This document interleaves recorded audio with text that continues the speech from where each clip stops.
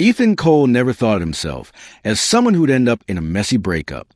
At 31, he prided himself on stability.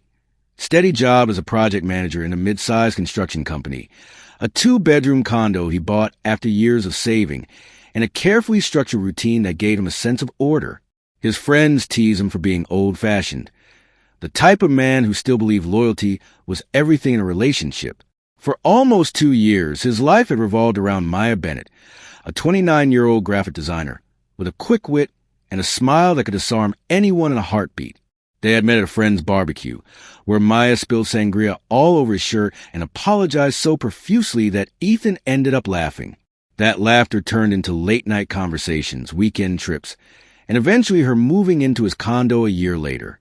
Their relationship wasn't perfect, no one's is, but Ethan had always believed it was strong. Sure, Maya had been distant recently, spending longer hours on her freelance projects, glued to her phone with explanations about clients. He chalked it up to work stress. She was ambitious, and he admired that about her. So when the text arrived, it felt like someone had shoved a knife through his chest. It was a Tuesday evening. Ethan was in the kitchen, chopping vegetables for stir-fry, when his phone buzzed. He wiped his hands on a towel and glanced at the screen. It was from Maya. "Ethan, things feel complicated right now. I need space to think and figure things out. Please don't contact me for a while. I'll reach out when I'm ready."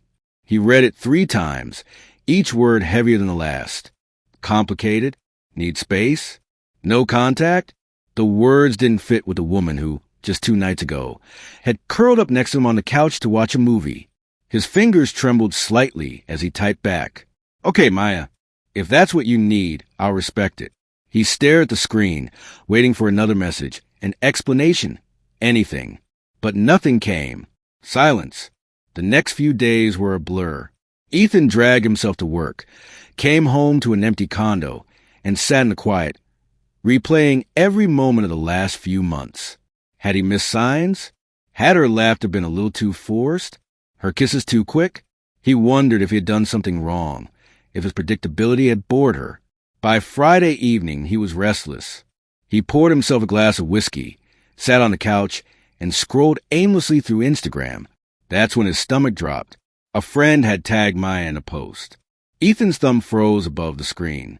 He tapped the photo. There she was, Maya, radiant under the golden island sun, cocktail in hand, bikini-clad and grinning. And standing next to her, arm draped casually around her waist, was Adrian Ross. Adrian, her ex, the man she had once sworn was ancient history. The caption read, "Living our best lives, palm tree sparkles reunited, and it feels so good." Ethan felt the blood rush from his head. His vision blurred. He stared at the screen, forcing himself to read the words again. Reunited. Best lives. Maya. With Adrian. So this was what she meant by space. The pain morphed into something sharper, colder. He wasn't naive. He knew relationships could fall apart. But the deceit, the cowardice of asking him to vanish while she enjoyed a tropical getaway with her ex, that was something else. And in that cold clarity, Ethan made a decision. If Maya wanted space, she was going to get it permanently. The first step was a locks. Early Saturday morning. Ethan called a locksmith. $240 later, his condo was secured with brand new deadbolts and knobs. Maya's key was worthless now. He stood in the entryway afterward, holding her old key in his palm. It felt symbolic, like he was severing the last tie. With a deep breath, he slid it into the trash can. Then came the car. 6 months earlier, Maya's aging Toyota had given out for good. She panicked. Her job as a freelancer required constant commuting to meet clients. With her poor credit, financing a car was nearly impossible. Ethan, ever the problem solver, had stepped in. He bought a sleek black Honda CR-V in his name, loan, title, insurance, all under him. The arrangement was simple. She would pay him monthly installments, and the car was hers to use. But legally, it was entirely his. That Saturday afternoon, Ethan drove the CR-V to a dealership a few miles away. He explained that he was a registered owner looking to sell. They inspected it quickly and promised a full evaluation by midweek. The initial estimate? Around $20,000. Ethan signed the paperwork to start the process and left the car there. When he returned home, Maya's parking spot was empty. The sight gave him a strange sense of peace. Her belongings were still in the spare bedroom closet, untouched. Clothes, books, little trinkets she had picked up from flea markets. Ethan decided he wouldn't toss them. He wasn't cruel. But he also wasn't going to let her waltz back in as though nothing had happened. He poured another whiskey that night and sat by the window, city lights twinkling in the distance. The sting of betrayal still burned, but beneath it was a calm determination. He wasn't going to be a doormat. Maya had made her choice. Now she could live with it. Sunday evening, Ethan checked Instagram again. More photos. Maya and Adrian on jet skis. Maya laughing with her head thrown back, Adrian kissing her cheek. The comments were filled with heart emojis and power couple jokes. Ethan's jaw tightened, but instead of rage, he felt something else, satisfaction. Every post was more proof, more evidence. She couldn't twist this around later. He closed the app, set his phone aside, and began drafting a mental plan. Step 1, condo secured. Step 2, car gone. Step 3, wait for her to come back. When she did, she'd find the locks changed and her parking spot empty. And that would only be the beginning. The week after Maya's vacation reveal stretched out like a slow, simmering storm. Ethan moved through his days with quiet precision, almost like a man on autopilot. At work, no one could tell the difference. He ran meetings, checked blueprints, handled clients. But at night, his condo was a battlefield of silence and self-control. He had set the plan in motion, but the waiting was the hardest part. Every evening, he would sit in the living room, sometimes with the TV humming in the background, sometimes in complete quiet, and wonder what she would say when she came back. He imagined her fumbling excuses, imagined Adrian fading into the background once real life caught up with him. He imagined the audacity of Maya, expecting to step back into the comfort she had taken for granted, and he knew exactly how he would answer. The dealership called midweek. The CRV had passed inspection, with minor deductions for tire wear and a small scratch on the bumper. Their final offer, $19,450. Ethan didn't hesitate. He signed the paperwork Friday afternoon, deposited the check into his account, and walked out of the dealership lighter than he'd felt in weeks. That night, he stood at his balcony with a beer in hand, staring at the skyline. The betrayal still hurt. It always would. But the satisfaction of reclaiming his boundaries felt like armor around the wound. He had protected himself. That was more than Maya ever did for him. By the following Tuesday, Ethan's condo was spotless. He had boxed up Maya's belongings. Neatly folded clothes, her art supplies, the vintage record player she rarely used but insisted on displaying. The boxes were stacked in the hallway, ready to be delivered whenever she demanded. Every object he touched carried a story, a memory, but instead of breaking him, each one hardened his resolve. He was done clinging to illusions. He found himself reflecting on their early days. Maya had always loved grand gestures. Surprise trips to the coast, late-night adventures, spontaneous tattoos with her friends. Ethan was the opposite, practical, methodical, steady. Maybe she had loved that stability once, but eventually it must have felt like a cage. And Adrian, with his reckless charm, had been her escape hatch. Well, now she was locked out. The first real test came that Friday night. Ethan was sitting on the couch, watching a documentary, when his phone buzzed with a notification. His stomach tightened. It was an Instagram story. Maya had just posted from the airport, tagging herself at the city terminal. He muted the notification and turned back to the screen. He knew what was coming. The knock didn't come until Tuesday evening. Ethan had just sat down with dinner when the sound of jangling keys echoed through the hall. The metallic scrape of a key meeting resistance followed, once, twice, then frantically. Finally, a pounding knock. "Ethan? What's going on? Open the door."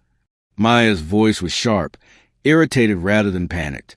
Ethan rose slowly, set his plate aside, and walked to the door. He slid the chain across before opening a crack. Maya stood there, suitcase by her side, tan from the sun, dressed in a flowing white sundress that would have looked angelic if Ethan didn't know better. Her brow furrowed. My key isn't working. Did something happen to the lock? Ethan kept his tone level. I changed them. Her mouth fell open. You what? Why would you do that? You asked for space and no contact, Maya. He said evenly, I gave it to you. Permanently. Her eyes flickered with a mixture of disbelief and fury. Ethan, this is insane. I just needed some time. You can't lock me out of my own home. This isn't your home. It's my condo. You were living here with me, and then you decided to take a vacation with your ex. He raised an eyebrow. Looks like you figured things out. Color drained from her face, quickly replaced by anger. That was just a trip. It didn't mean anything. Adrian is just a friend. Ethan let out a short, humorless laugh. Friends don't post romantic captions while sipping cocktails on the beach. Don't insult both of us with that excuse. Her jaw clenched. Then, almost as if on cue, her eyes darted toward the parking lot. Her voice sharpened. Where's my car? It was never your car, Ethan said calmly. It was mine, legally. Loan, title, insurance, all in my name. I sold it last week. The way her face twisted at that moment will be etched in his memory forever. Shock, rage, entitlement, it was all there. You sold it? Ethan, you can't do that. I paid for that car. You paid me installments to use it. That's not ownership. That's rent. The car is gone. The money is mine. Her hands shook as she pulled out her phone. I'm calling the cops. You're stealing from me. Go ahead, Ethan said, shrugging. Tell them your ex-boyfriend sold his car while you were on vacation with another man after you asked for no contact. Let's see how that plays out. For a moment, she froze, phone halfway to her ear. Then the fury returned, boiling over. You're unbelievable. You planned this. You're punishing me. Ethan's voice dropped into something colder. You planned the vacation. You asked for silence. I simply respected your wishes and protected myself. You don't get to keep me as a backup in my own home. Before she could reply, another voice rang out from the parking lot. Maya, what's happening? It was her younger brother, Lucas, climbing the stairs two at a time. He looked between them. Confusion etched on his face. Why are you outside? Why won't he let you in? Maya's eyes welled with tears instantly, a performance Ethan had seen before. He changed the locks, Lucas. He sold my car. He's throwing me out. Lucas turned to Ethan, disbelief morphing into anger. Seriously, man? After everything she's done for you, you're just kicking her out like this? Ethan kept his composure. This is my condo. It was my car. She went on vacation with Adrian. You can check her Instagram if you need proof. Lucas frowned, glancing at Maya. Wait, with Adrian? You told me it was a work trip. Maya's cheeks flushed. It was, mostly, I needed clarity. Clarity? Ethan repeated with a bitter smile. You call it clarity. I call it cheating. Maya's voice rose. Don't twist this, Ethan. You're heartless. You can't just erase 2 years like they meant nothing. Ethan met her gaze steadily. I'm not erasing anything. I'm ending it. The shouting continued until Ethan finally cut it short. He told her she could arrange a time to pick up her things, already boxed and waiting. She would not be stepping foot beyond the entryway. You don't get to dictate this, she snapped. I do, Ethan said firmly. My condo, my rules. Text me a time. Goodbye, Maya. And with that, he closed the door. His hands trembled slightly as he locked the deadbolt, adrenaline surging through him. He leaned back against the door, heart pounding, but beneath the nerves was a rush of relief. It was done. She had come back. She had seen the consequences. And she hadn't won. Outside, he heard muffled arguing, Maya's furious voice, Lucas trying to calm her down. After several minutes, their footsteps retreated. The condo fell silent again. Ethan exhaled slowly, the quiet wrapping around him like armor. This was just the beginning. He knew there would be more drama, more attempt to gild him, to twist the story, to drag him into chaos. But he was ready now. For the first time in weeks, he felt in control. the week after the confrontation, at Ethan's door, felt strangely quiet. Too quiet. He half expected Maya to come storming back the next morning with reinforcements. Friends, family, maybe even the police. But days passed and nothing happened. He went to work, hit the gym, came home to his spotless condo, and enjoyed the silence that used to feel empty but now felt like freedom. But peace never lasts forever. The first ripple came on a Saturday afternoon. Ethan was meeting his sister Claire for coffee downtown. They hadn't spoken much during the breakup. He hadn't wanted to drag her into the mess, but now that things had cooled, he wanted to reconnect. Claire was waiting at their usual spot by the window, waving when she saw him. She hugged him tight, but as they sat down, Ethan noticed a tension in her face. "What's wrong?" he asked. She hesitated, stirring her latte. "I've been hearing things. From people." "Maya," Ethan said flatly. Claire gave a small nod. "She's been telling everyone you locked her out, without warning, that you stole her car. She's making it sound like you blindsided her." Ethan leaned back, unsurprised. "Of course she is." "I knew there had to be more to the story," Claire said quickly. "But some of our mutual friends don't. They think you turned cold out of nowhere." Ethan exhaled slowly. This was exactly the tactic Maya would use. She could have went against facts, so she weaponized feelings. "Let them think what they want," he said. "The people who really know me won't buy it. And the ones who do, they were never on my side anyway." Claire studied him. "You are taking this better than I expected." Ethan allowed a small smile. "I spent too long giving her the power to rattle me. That's over." The smear campaign escalated quickly. By Monday, Ethan got a call from his landlord. "Mr. Reed, I've received some concerning complaints. A woman named Maya said you unlawfully evicted her from your condo. She implied she was a tenant." Ethan kept his tone professional. "She was not a tenant. She was my girlfriend. She lived with me, but her name was never on the lease, and she voluntarily left. I changed the locks after she took a vacation with another man and requested no contact." There was a pause on the other end. Then the landlord chuckled softly. "Well, I can't say I blame you. Legally, you're in the clear. But I thought you should know she's trying to stir trouble." "Thanks for the heads up," Ethan said. He hung up, shaking his head. Maya's desperation was almost predictable. She wasn't fighting for him. She was fighting for control. That evening, his phone buzzed with a string of messages from an unknown number. "Unknown. You think you can just erase me like that? Unknown. I gave you the best years of my life. Unknown. Everyone knows what you did now. Good luck keeping friends when they see the truth." Ethan didn't reply. He blocked the number, set his phone down, and went back to cooking dinner. The following weekend brought the first real public clash. Ethan was at the grocery store, pushing a cart through the produce section, when he heard someone call his name. "Ethan! Hey!"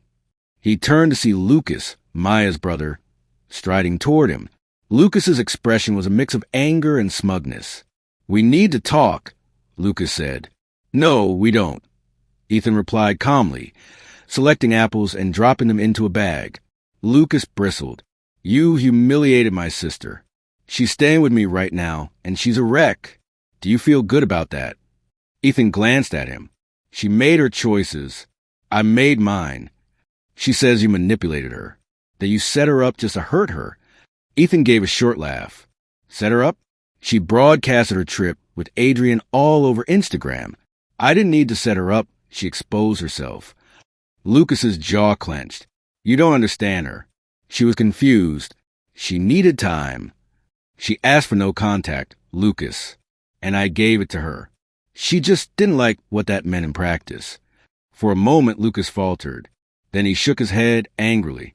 "You're cold, heartless. One day you'll realize what you lost." Ethan's voice dropped, calm but sharp. "No, Lucas. One day your sister will realize what she threw away. And by then, it'll be too late." He left Lucas standing in the produce aisle, stunned into silence. The smear campaign kept circling, but Ethan never wavered. When Maya tried to guilt him, he didn't reply. When her friends posted vague quotes about betrayal online, he scrolled past. When co-workers whispered, he kept his head high. Every attempt at chaos only reinforced his peace. He spent his evenings running, reading, rebuilding his routines. Slowly, the wound stopped bleeding. It still ached, but it no longer controlled him. One night, Claire called again. "Just so you know," she said carefully, "Maya's been telling people she's thinking about legal action." Ethan smiled faintly. "On what grounds? That I sold my own car? That I refused to house someone who cheated on me?" "I don't think she cares about winning," Claire said. "She cares about dragging you through the mud." Ethan's tone was steady. "Let her try. The truth is on my side." And for the first time, he truly believed it. The turning point came 2 weeks later. Ethan was leaving work when he saw Maya waiting by his car in the parking lot. Her hair was disheveled, her eyes red from crying, but her voice carried a practiced sweetness. "Ethan, please, can we talk?" He paused a few feet away, keys in hand. "There's nothing left to say." Her voice cracked. "I made a mistake. Adrian was stupid. It didn't mean anything. I panicked. I thought I was missing out on something, but all I did was ruin what we had." Ethan studied her quietly. A month ago, those words would have shattered him. Now they felt empty. "You ruined it the moment you chose someone else," he said evenly. "Not when I found out. Not when I changed the locks. When you decided I wasn't enough." Tears spilled down her cheeks. She reached out, her hand trembling. "We can fix this. I'll do anything. Please, Ethan, don't throw us away." He stepped back out of reach. "I'm not throwing anything away. I already did the cleanup. All that's left is trash." Her face crumpled. Anger flared beneath the sorrow. "You'll regret this," she spat. "One day, you'll realize you can't do better than me." Ethan unlocked his car and opened the door. He gave her one last look, his voice calm and final. "The only regret I have is not seeing your true colors sooner." He got in, started the engine, and drove off, leaving her behind in the rearview mirror. That night, for the first time in months, Ethan slept without tossing or waking. No nightmares, no flashbacks, just silence. And in that silence, he felt something he hadn't in a long time. 3 weeks after the parking lot confrontation, Ethan felt like he was living in an entirely different world. The condo was quiet, peaceful. His routines were steady. Work was thriving. He even started going to a weekly rock climbing gym, something Maya always said was too risky. For the first time in years, his life was his own, but the past has a way of clawing for attention. The legal threat, it came in the form of a thick envelope, slid under his door on a Tuesday morning. Ethan bent down, picked it up, and immediately recognized the sender, a small law office downtown. Inside was a letter full of legal jargon, but the gist was clear. Maya was accusing him of unlawful eviction and theft of property. Ethan read it once, twice, then set it down with a dry laugh. She was desperate. He called the attorney listed, calm and direct. "Everything she's claiming is false. She was never on the lease, never on the car title, never paid utilities.